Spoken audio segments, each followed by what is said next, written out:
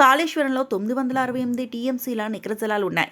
కాబట్టి నీటి కేటాయింపుల విషయంలో అనుమతులు వచ్చాయి. ప్రాజెక్టు త్వరగా పూర్తయింది. నీటి కేటాయింపులు లేకపోతే ఈసీ క్లియరెన్స్ రాదు, సిడబ్ల్యూసీ అనుమతులు రావు. పాలమూరు రంగారెడ్డి ప్రాజెక్టుకు నీటి కేటాయింపులు లేవు. కేఆర్ఎంబీ బోర్డు ముందు మనం గట్టిగా కొట్లాడొచ్చని కేసీఆర్ రాష్ట్ర సంపద నుండి 27,000 కోట్లు ఖర్చు పెట్టి ప్రాజెక్టు పనులు మొదలుపెట్టాడు.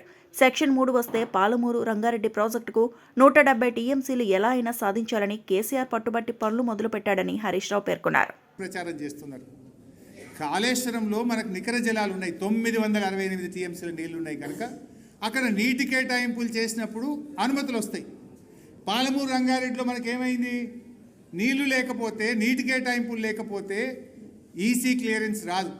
నీటి కేటాయింపులు లేకపోతే నీకు సిడబ్ల్యూసీ అనుమతులు రావు.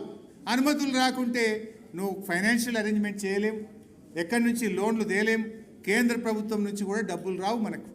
మరి పాలమూరులో ఆ సమస్య ఉంటే కూడా కేసీఆర్ గారు రాష్ట్ర ప్రభుత్వ నిధులతో దాన్ని తొందరగా చేసే ప్రయత్నం చేసిండు. ఎందుకు చేసిండ్రు? మన రైట్ ఎస్టాబ్లిష్ చేయాలి. ఇప్పుడు కేఆర్ఎంబీ ట్రిబ్యునల్ దగ్గర వాదనలు జరుగుతున్నాయి. ఇప్పటికే పాలమూరు మీద మేము 27,000 కోట్లు ఖర్చు పెట్టాం, మాకు నీళ్లు ఇవ్వాలి అని అడగడానికి హక్కుకు క్రియేట్ చేయడం కోసం కేసీఆర్ గారు పనులు నడిపించిండు. అది వ్యూహం, అది కేసీఆర్ గారి నిబద్ధత.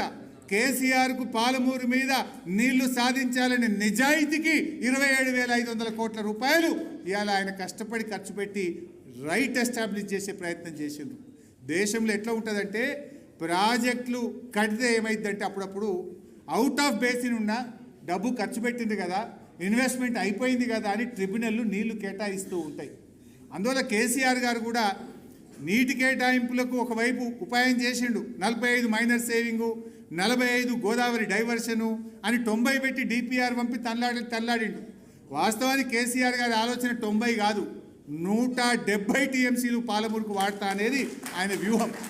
170 ఎప్పుడు వాడదామని, ఎట్లా సెక్షన్ 3 వస్తుంది, మన కృష్ణాలో ఆ 1005 టీఎంసీలు పంచితే మనకు 600-700 వస్తుంది. ఇప్పుడు ఉన్నది 299, రేపు 600-700 వస్తే 400 ఉంటాయి కదా, నేను పాలమూరుకు 170 పెడతా అనేది కేసీఆర్ వ్యూహం. అయితే ఈ 90తో ఎందుకు ముందుకు పోతారు? అనుమతులు అంటూ వస్తే నేను ఫటాఫట్ కాలువలు తవ్వుకుంటా, పని చేసుకుంటా, పనులు ఆగద్దు అని ఒక వ్యూహంతో కేసీఆర్ గారు ముందుకు పోయిండ్రు. ఆ 90కి రకరకాల ప్రయత్నాలు చేసి 7 అనుమతులు తెచ్చిండు కదా కేసీఆర్. నువ్వు తెలివి తక్కువని అయిపోయి ఆ మిగతా 3 తెచ్చుకోక డిపిఆర్ వాపస్ తెచ్చినావు. నువ్వు తెలివి తక్కువని పోయి 90 45 చేసుకుంటా అంటున్నావు. కేసీఆర్ గారు ఆయన ఆలోచన 170, ఆయన వ్యూహాత్మకంగా ముందుకు పోయిండు. ఆ మాత్రం సోయి లేదు.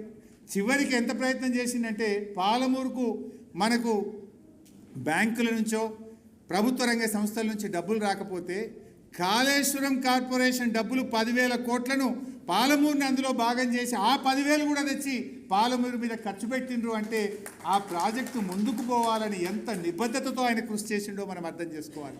ఎందుకంటే దీనికి ఈ ఫైనల్ అనుమతులు రాకుండా దీనికి ఏ సంస్థ కూడా అప్పు ఇయ్యదు, ఎక్కడ కేంద్రం నుంచి డబ్బు రాదు.